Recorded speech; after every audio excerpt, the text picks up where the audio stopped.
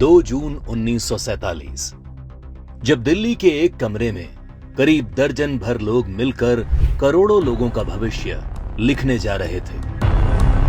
करीब 1.5 दशक से मुस्लिम लीग जिस पाकिस्तान की रट लगा रही थी, वो आज कागजों में उनके सामने सच होने जा रहा था। सिर्फ 2 हफ्तों में भारत के खंडित होने की योजना पर मोहर लग गई।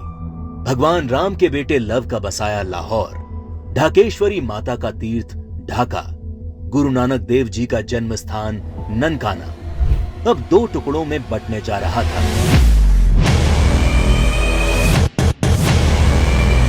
और अगर कोई इस विभाजन की योजना से अनभिज्ञ था, तो वो थी भारत की मासूम और निर्दोष जनता, जिस पर यह विभाजन कहर बनकर टूटने वाला था।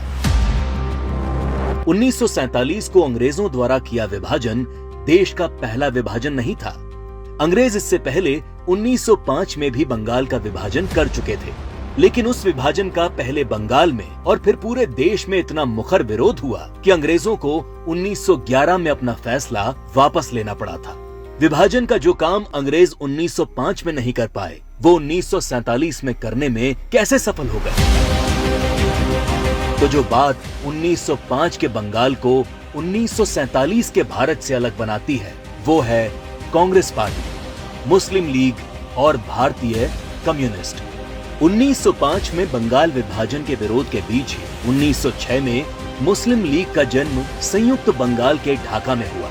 बंग भंग आंदोलन के बाद जन्मी मुस्लिम लीग ने 1909 में मार्ले मिंटो सुधार के नाम पर पृथक निर्वाचन प्रणाली मांग से शुरू करके अगले 30 साल में अलग इस्लामिक राष्ट्र पाकिस्तान के नाम पर भारत को मजहब के नाम पर बांट कर रख दिया। 1920 के तुर्की के खलीफा के समर्थन में चलाए गए कांग्रेस के खिलाफत आंदोलन ने मुस्लिम कट्टरपंथियों को यकीन दिला दिया कि वे अपनी गैर जरूरी मांग पर भी कांग्रेस के नेतृत्व को मना सकते हैं। इसके बाद 1930 में अल्लामा इकबाल ने पहली बार मुस्लिम लीग के अधिवेशन में अलग इस्लामिक राष्ट्र की रूपरेखा रखी। इकबाल की कल्पना के इस अलग इस्लामिक देश के लिए पाकिस्तान नाम सबसे पहले चौधरी रहमत अली ने प्रयोग किया। जब 1933 के तीसरे गोलमेज सम्मेलन में चौधरी रहमत अली ने पाकिस्तान अभी नहीं तो कभी नहीं नाम के पर्चे बांटे और करीब 7 साल बाद 1940 में लाहौर अधिवेशन में मुस्लिम लीग ने पहली बार पाकिस्तान नाम के अलग इस्लामिक देश का प्रस्ताव पास किया और 1947 में 10 लाख लोगों की लाश पर चढ़कर एक अलग इस्लामिक देश बना लिया।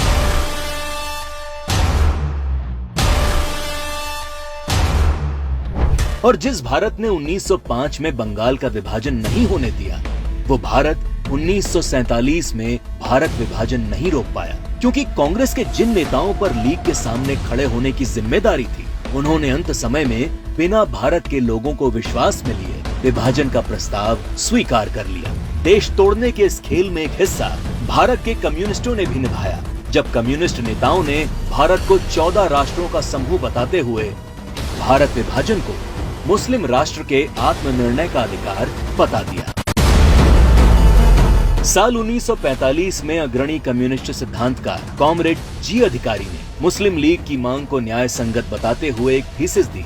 उनके शब्दों में 1940 से कम्युनिस्ट पार्टी ने ये देखना शुरू कर दिया कि तथाकथित सांप्रदायिक समस्या वास्तव में बढ़ती राष्ट्रीयताओं की समस्या है, जिसे आत्मनिर्णय के अधिकार के माध्यम से हल किया जा सकता है।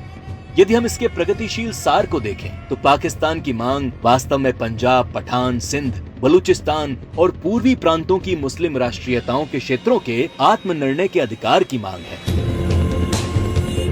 जब देश का विभाजन हकीकत बनना तय हो गया, तब सर रेडक्लिफ को भारत और पाकिस्तान की सरहद तय करने की जिम्मेदारी सौंपी गई। रेडक्लिफ इससे पहले कभी भारत नहीं आए थे। उन्हें भारत की सांस्कृतिक विरासत, सभ्यता, मूल्यों, तीर्थों के विषय में कोई जानकारी नहीं थी।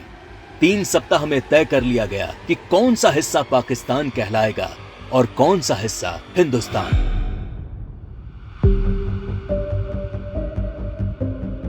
सदियों से एक जैसे इतिहास, भाषा, बोली, खान पान लिए रह रहे लोग, गांव और शहर रातों रात 2 देश बन गए। करीब 1.5 करोड़ लोग रातों रात बेघर हो गए और करीब 10 लाख से अधिक लोग इस विभाजन के नाम पर काल के गाल में समा गए। ये विभाजन जिसने आगे चलकर पूर्वी पाकिस्तान में एक नए नरसंहार को जन्म दिया। शहर के शहर रातों रात खंडर में बदल गए। शहर दर शहर दंगे और आगजनी शुरू हो गई। वो लोग जो हवेलियों में रहते थे वो अब रातों रात रिफ्यूजी बन चुके थे। अपना सब कुछ लुटाकर लोग सड़ी गर्मी और बरसात में मीलों तक फैले काफिले हजारों की तादाद में अपनी जान बचाकर चले आ रहे थे। सबसे बुरा हाल महिलाओं का हुआ, जिन्हें इस विभाजन की सबसे क्रूर कीमत चुकानी पड़ी। सैकड़ों महिलाओं का अपहरण और बलात्कार किया गया। 1940 के दशक में भारत की ही भांति नरसंहार झेलने वाले यहूदियों की विभीषिका को आज पूरा संसार जानता है। 27 जनवरी को आज पूरा विश्व होलोकास्ट दिवस के तौर पर मनाता है। लेकिन इस विभाजन की कभी न भूली जा सकने वाली त्रासदी को भारत की ही पूर्व की सरकारों ने कभी याद करने की कोशिश नहीं की। विभाजन विभीषिका दिवस 14 अगस्त का दिन विभाजन विभीषिका का स्मरण करने का दिन है।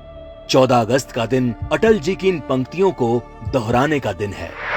तुम दूर नहीं खंडित भारत को पुनः अखंड बनाएंगे, गिलगित से गारो पर्वत तक आजादी पर्व मनाएंगे। उस स्वर्ण दिवस के लिए आज से कमर कसें, बलिदान करें। जो पाया उसमें खो न जाएं, जो खोया उसका ध्यान करें, जो खोया उसका ध्यान करें।